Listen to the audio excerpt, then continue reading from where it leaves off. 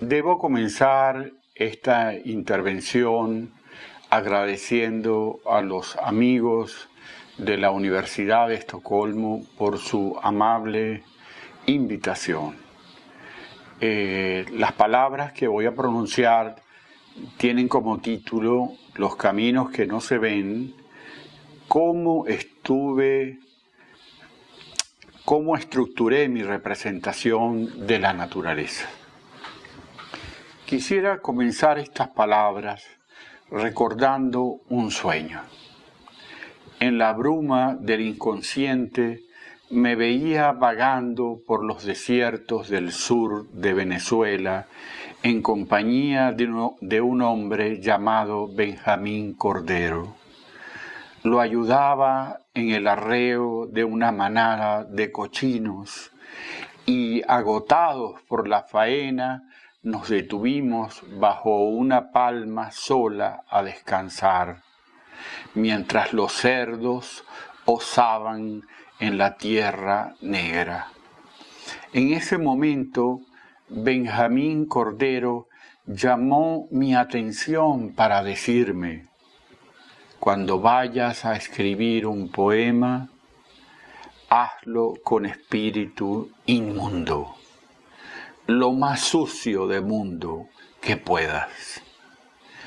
He pensado con mucha frecuencia en este episodio y en las ideas que podría asociar al adjetivo inmundo. Es un término de hondas resonancias bíblicas. Las apariciones en el Nuevo Testamento de este adjetivo de fuerza inusitada se vinculan a la presencia de personas seducidas por el mal o que representan el mal como demonios, seres poseídos y sobre todo orilleros o marginados. Se tratan de existencias o representaciones ubicadas en la periferia de una doctrina, de una visión que con el cristianismo terminó por imponerse en Occidente. Ya extrapolando este concepto para aproximarlo bodelerianamente lo más posible a nuestros propósitos literarios, podría decir que lo inmundo es la negación de lo focal y también la afirmación de lo periférico. Quisiera rememorar en mi ayuda un ensayo de la crítico argentina Josefina Ludmer, Literaturas Post-Autónomas. También me voy a atrever en esta dirección a decir que lo inmundo es la expresión literaria contaminada de varios registros provenientes de las más diversas formas expresivas. Eso que la pensadora argentina denomina lo post-autónomo. Hablando desde el proceso de mi escritura poética, es lo inmundo un concepto en el que me he apoyado al incorporar elementos narrativos, relatos de vida, el resaltamiento de lo propiamente lexical, sustantivos que son como apariciones de fantasmas paracrónicos, verdaderas figuraciones del pasado incrustadas en el presente, citas o paráfrasis de textos extraviados en el tiempo. Permítanme ustedes adosarle a esta expresión otra que siempre he intuido como una suerte de impulso que favorece el ejercicio de lo acumulativo. Eso que denomino personalmente como la fuerza de implicación. Para mí, los poemas se construyen incorporando la mayor cantidad de elementos que conforman su horizontalidad de sentido y de atmósfera.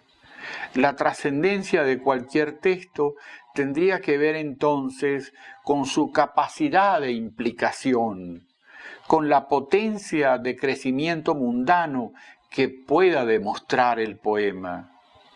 La verticalidad como principio de trascendencia, de vinculación con una divinidad distante, como ocurre con los poetas románticos o con sus continuadores en la contemporaneidad, siempre me ha parecido inhumana.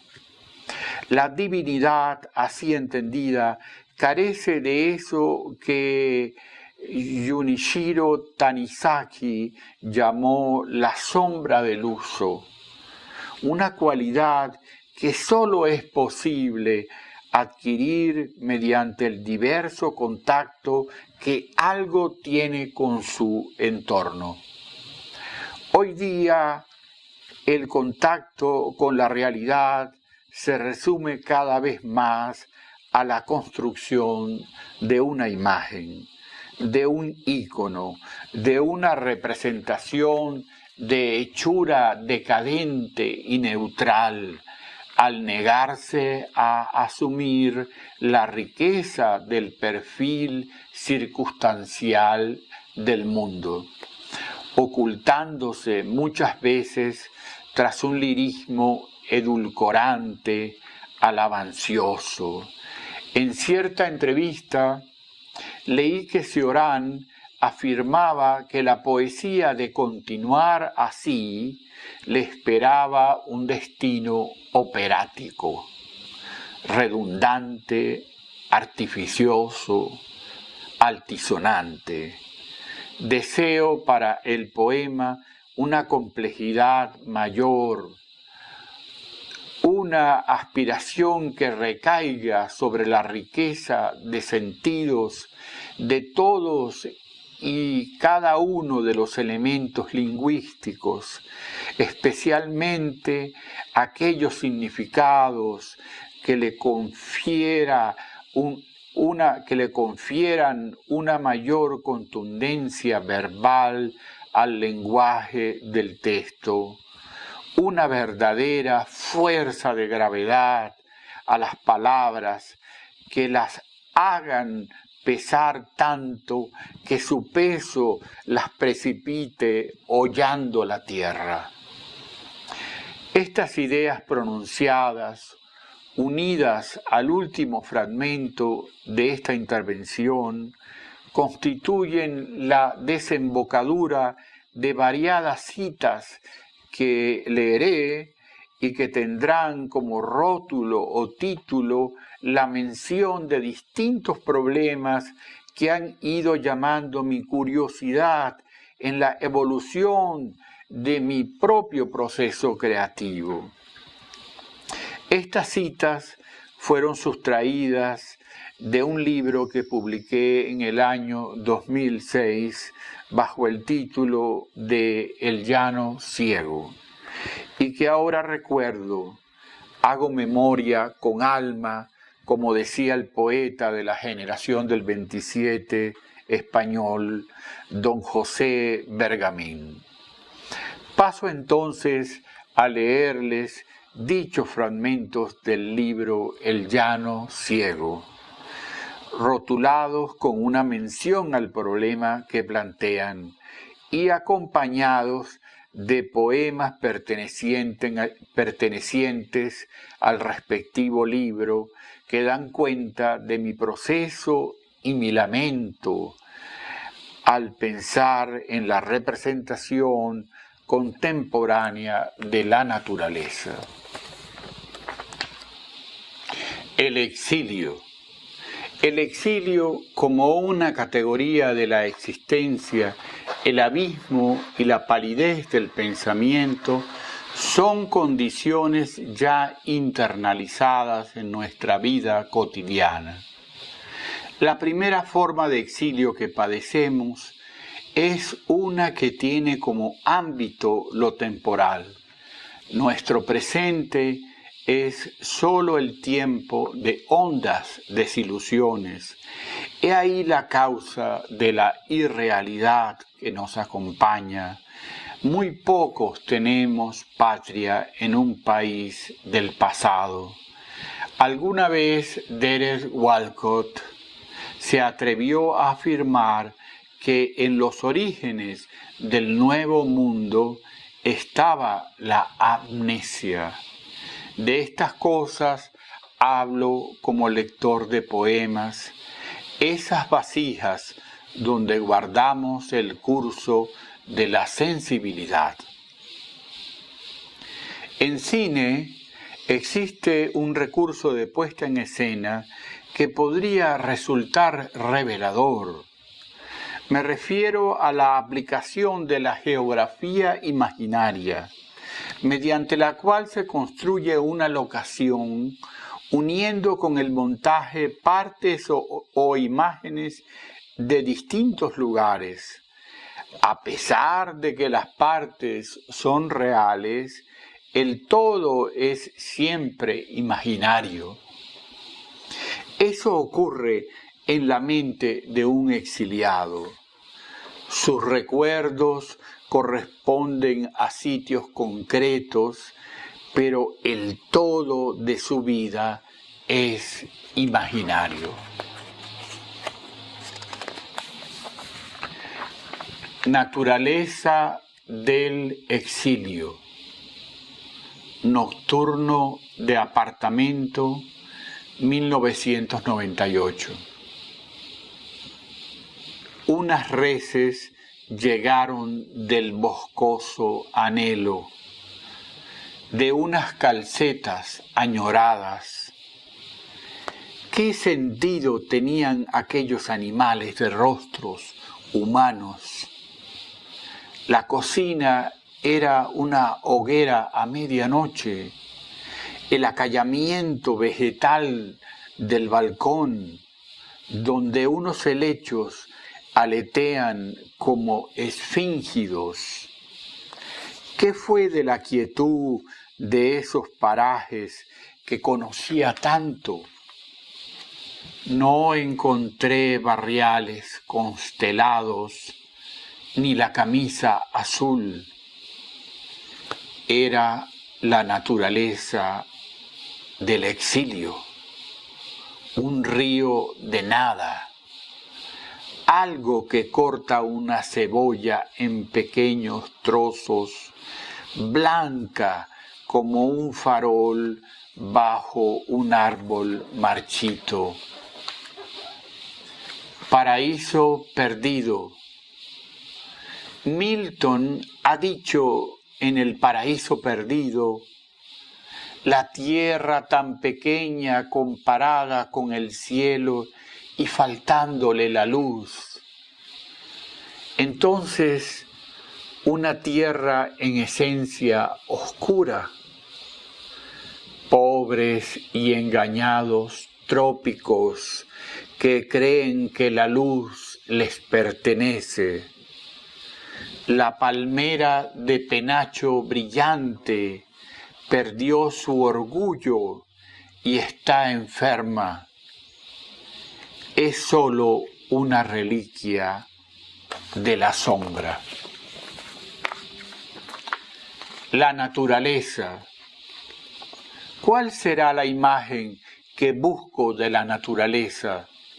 Sin duda que no se trata de una deificada y espiritualizada hasta el hartazgo, pero tampoco esa otra más moderna de la que habla Gottfried Benn en su carta a Oelse. La naturaleza es vacía, desierta, solo los venados ven algo en ella, pobres diablos condenados a constante sufrimiento.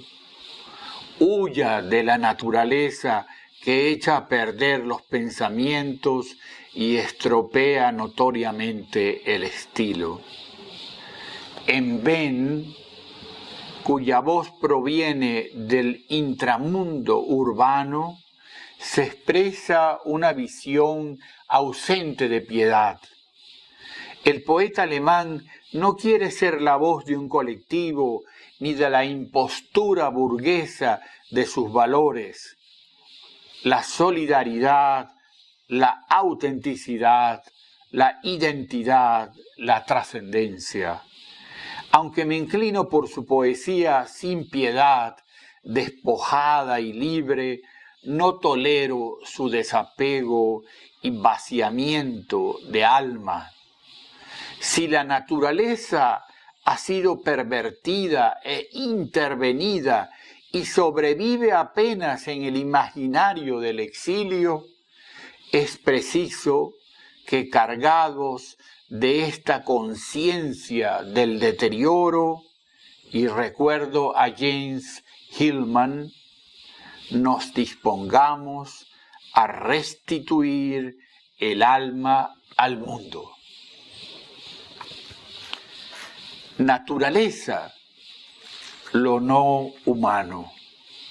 Simplemente aquella porción del cosmos que no he visto, lo más apartado, el lugar donde unos pájaros comen semillas de árboles para los cuales carezco de nombres. La sola presencia de una persona ahuyenta la naturaleza, la descoloca con su orgullo y humanidad. Decir hombre y huir todo lo que transcurre sin ley alguna es la misma cosa. El presente. Recuerdo un paseo con el cronista de la ciudad de San Fernando, don Julio César Sánchez Olivo.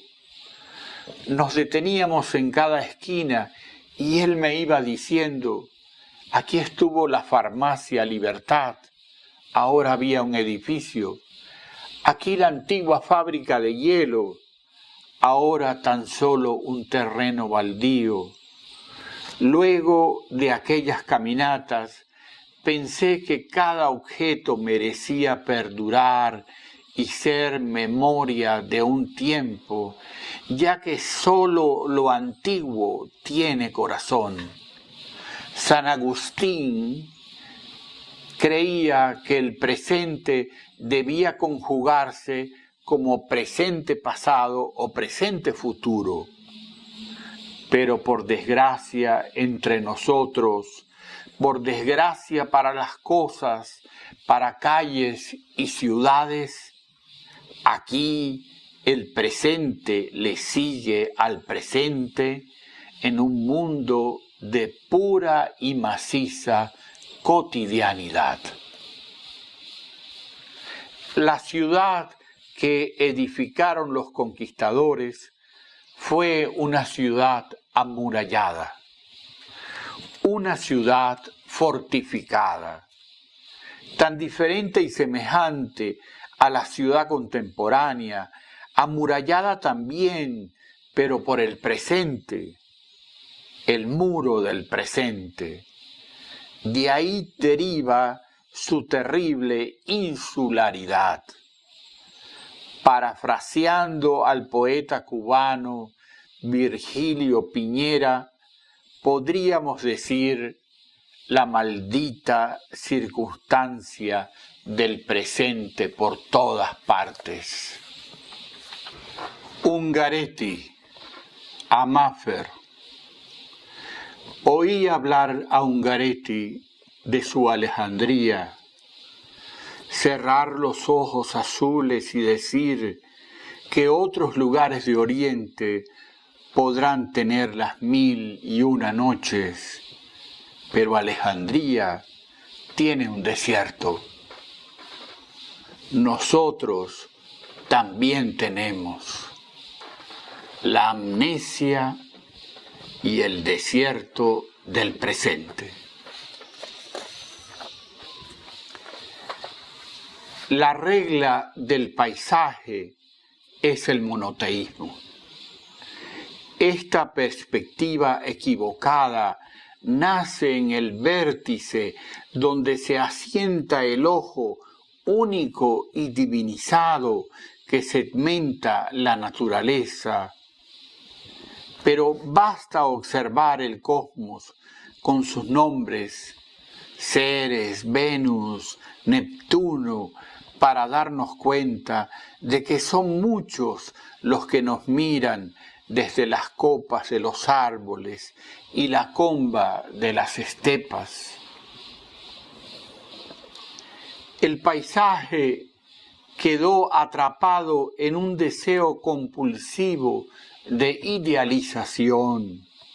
Sobrevive en imágenes cristalizadas.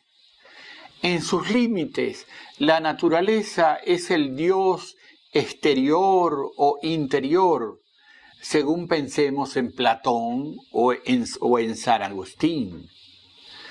El exilio territorial desde el cual hablo siempre conserva un átomo de realidad, un correlato objetivo, como diría Eliot, la memoria de una experiencia que se pretende histórica. ¿Dónde están las ruinas veneradas de la naturaleza si hoy lo que encontramos son los escombros de un río fecal? ¿Cómo seguir creyendo en el paisaje como representación bella y agradable? El paisaje contemporáneo, de insistir en este término, sería una representación pervertida, intervenida, impura, una cordillera de desechos. ¿Cómo saltar valiéndonos de una estrategia lírica por encima de este presente y volver a escribir sobre unos árboles que cabecean y rumoran, entre ellos necedades? El lugar.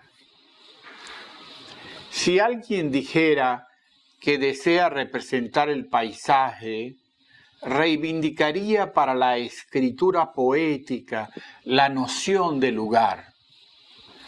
El lugar es lo dinámico que se opone al estatismo de una imagen pictórica de la naturaleza, lo particular, lo histórico versus lo universal, lo nominal frente a lo adjetivo.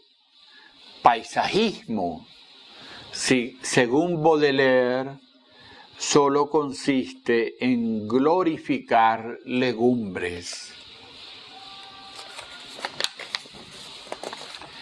León Bloy decía: el más bajo grado de la miseria es, seguramente, no tener lo que puede llamarse un domicilio. Para enfrentar el mal no tengo divinidades, tengo el recuerdo de lugares. Es lo que puedo convocar en mi ayuda. El alma existe solo como una relación entre el individuo y el lugar. Se tiene alma cuando se está con armonía en cualquier paraje, por remoto que sea. Así te encuentras de nuevo con la unidad posible del lugar, donde el alma se torna palpable a los sentidos. Pienso en estas ideas mientras contemplo el regreso de Joaquín al pastoreo del Giotto, uno de sus frescos de la Santa Capilla de la Arena de Padua. Giotto descubrió la noción de lugar cuando apenas se insinuaba la perspectiva y personajes y naturaleza eran un modesto asomo que no ocultaban su frontalidad. Entre Joaquín, que retorna arrepentido, y los pastores que lo reciben junto a ovejas, rocas y árboles, se crea una comunidad espiritual, una simpatía que valora el espacio, el lugar más allá de cualquier percepción naturalista. ¡Qué paradoja! Una lámpara de aceite de foca ilumina el rostro de Robert Flaherty, sabio fundador del cine documental. Era la segunda década del siglo XX y había decidido abandonar su profesión de mineralogista. En su último viaje a la tierra de Baffin, al norte de Canadá, descubrió el dominio de lo humano, donde los ciclos de las inhóspitas estepas subárticas rotan en el carácter boreal de los esquimales. Tras 2 meses en canoa y trineo, Flaherty llegó hasta ellos. Traía consigo una considerable carga, 2 cámaras cinematográficas Ackley, las mejores en temperaturas glaciales, ya que utilizan un mínimo de aceite y grasa lubricante. También un trípode para las cámaras de movimiento giroscópico, decenas de latas de material virgen de la casa Eastman Kodak y un laboratorio completo que le permitía positivar la película que iba filmando. Y todo esto, qué paradoja, para reencontrarse de forma objetiva y convincente con la naturaleza. El pasado y la memoria. Superar la realidad, superar el paisaje, adentrarse en la memoria que es pura creación verbal. La memoria es un texto espontáneo que viene hacia el presente y nuestra conciencia intersecta su recorrido. La conciencia llama a la memoria desde la orilla del desamparo verbal.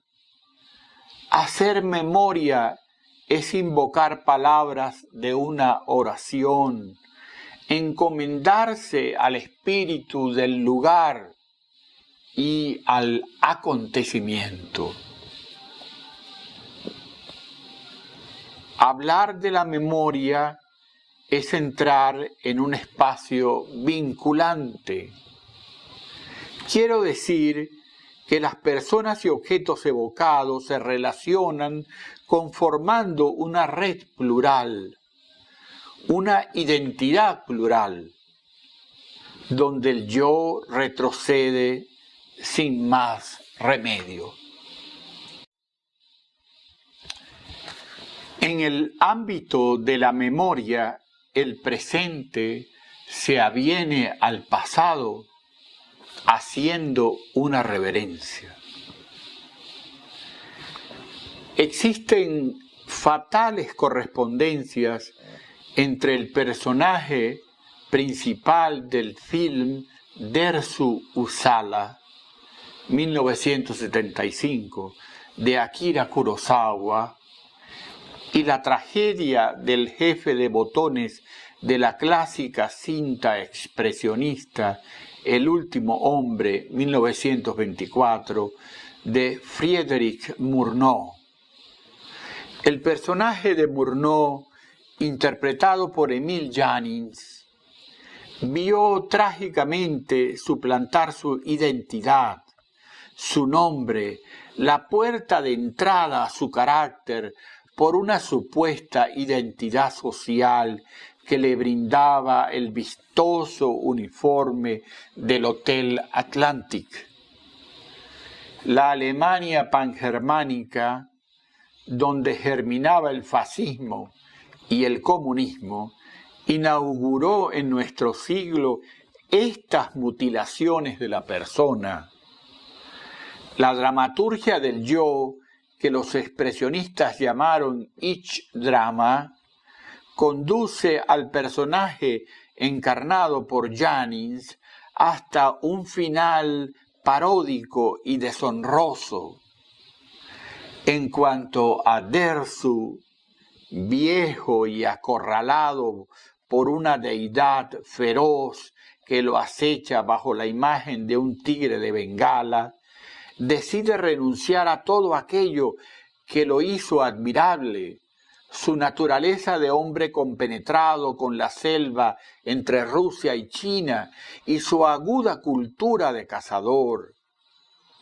Aquel pánico lo llevó a refugiarse en la pequeña casa citadina de la familia Arseniev, lejos de la taiga.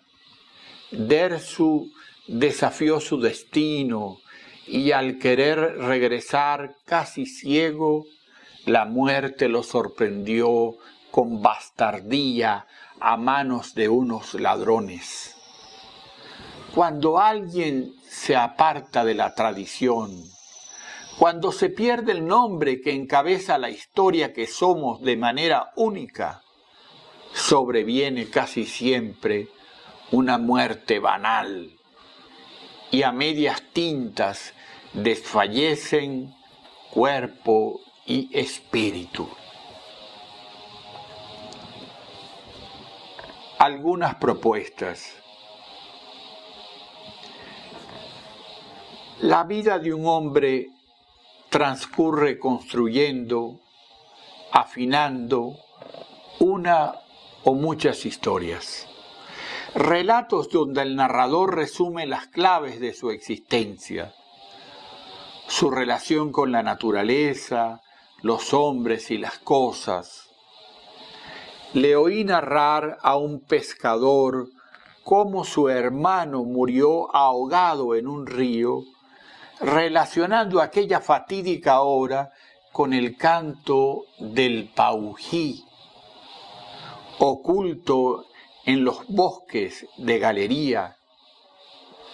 Para él era la voz de la soledad y el silencio.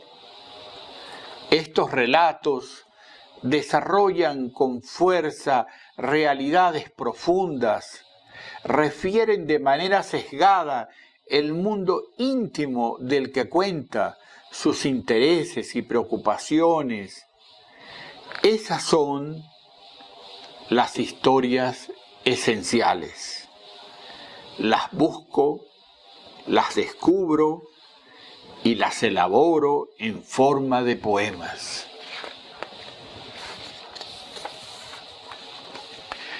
Desde los comienzos sentí el deseo de imprimir mayor sustantividad al verso. El primer recurso al que apelé fue a la imagen. Organizar el poema mediante un montaje constructivo a la manera pudovskiana, donde el ordenamiento de una serie de tomas componían las estrofas y así secuencia tras secuencia hasta el final del texto. Era solo ingeniería visual. Aquel modo que privilegiaba el sentido de la vista contenía en su diseño figurativo el germen de su propia destrucción. El poema y la palabra perdían resonancia y ganaban en exceso racionalidad. Fue entonces que vino a mi mente la imagen de un pescador de orilla, oculto en un recodo del río, entre el bosque de Galería, mirando sin perder detalle la superficie reflejante del agua. Mirar y al hacerlo poner toda la intensidad del que está escuchando con sobrada atención. He ahí la respuesta, me dije. Mirar como el que escucha. Relacionar la vista con aquel sentido, el del oído, que para San Juan de la Cruz era el más espiritual de todos. Así el mundo representado en el poema adquiría mayor profundidad y su imagen resonaba con emoción humana.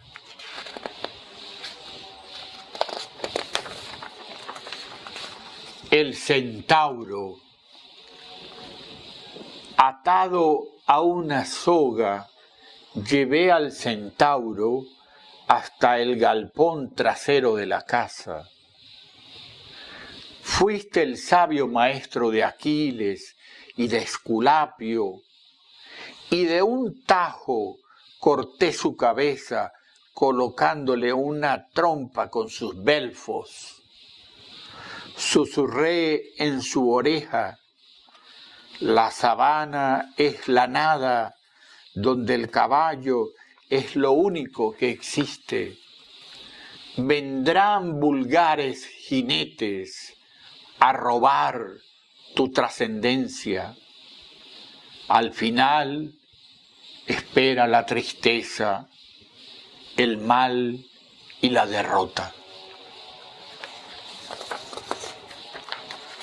Pastoral.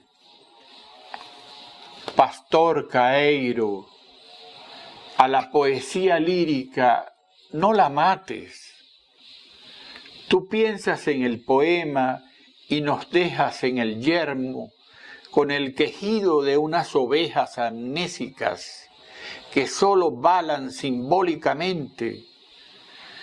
Si vieras que fue de la vida de Titiro y Salicio, del jardín latino a la covacha de 3 tablas, en el borde donde la ciudad se espesa.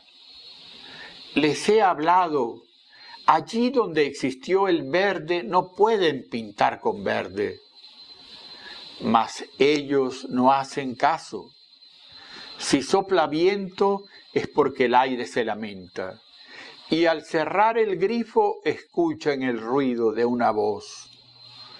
Pero no es su culpa. Nuestro mal está en el alma, dijo Horacio. Último fragmento. Siempre pensé que la única posibilidad que tenía la tierra para salvarse de nuestro espíritu depredador era la de ser fieles a una ética que considerara a la naturaleza como un otro. Dicha actitud implicaría aceptar que debe existir una distancia caracterizada por el despertar de la compasión, y luego, más tarde, vendría el reconocimiento o el aprendizaje de ciertas normas olvidadas. Esta distancia tendría que ser religiosa, en el sentido que debemos seguir la ruta de la naturaleza, reconociéndola como una entidad superior, tal y como ocurre en la oración del heliotropo, citada por el neoplatónico tardío Proclo en su tratado sobre el arte hierático griego. Yo he pensado que partiendo de esta oración, emulándola, podríamos observar a la naturaleza con la misma reverencial distancia. Esta idea se inspira mucho en la lectura de Henry Corbin y muy especialmente su libro dedicado a la imaginación creadora de Ibn Arabi. Creo que este principio de una necesaria distancia podría fundar la posibilidad de una ética del convivir terreno y mundano para el hombre de hoy, dominado por un deseo de posesión destructiva, que ha puesto un punto final a la necesaria simpatía con nuestro mundo, a la correspondencia entre las etapas de nuestra vida y aquellas propias de los procesos naturales, y a la interlocución sabia que sólo puede nacer de tal entendimiento. Muchísimas gracias.